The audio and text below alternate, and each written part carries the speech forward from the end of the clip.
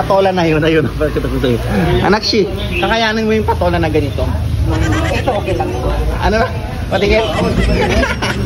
Nyeta ka. Kaya yan sa pet mo? Andito na yung sa Gulayan, dito sa Phuket. Yan, kasama ko si Gulayan. Gulayan to. Bilihan ng gulay to, guys. Dito sa Phuket. Dito sa Kata area. Yan. Oh, sosyal. May palatubigan, di ba? Yan. Ini. Itis si May. Hindi. Yan, mala. Ito pa mo samping niya. Tama na yung isa ini.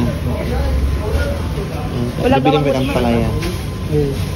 Wala gamang, wala na gamang ito. Ayan, ang daming mga gulay dito. Ito lang.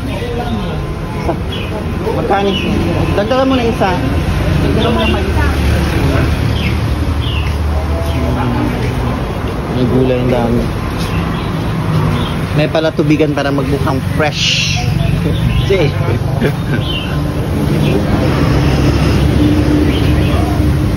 Ano yan? Ito yung mga dahon-dahon na binibenta niya. Ipakita mo yan, Jay. Ewan kung ano-ano mga anik-anik na dahon-dahon. Diyos ko, binibenta dito sa Thailand. Ito po yung 5 finger. My God, ano to? Itis, sa mo itis. Ano si itas?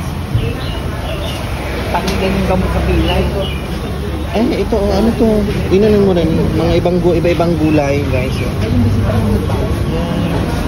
Ayan, kung anong mga anik-anik na gulay.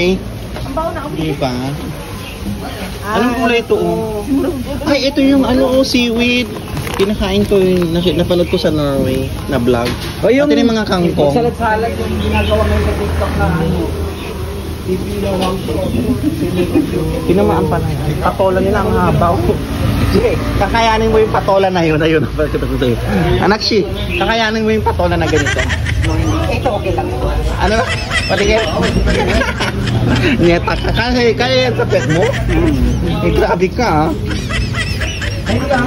Ay, mga isa ito sa mga gulayan dito sa Kata area beach. Prutas o na.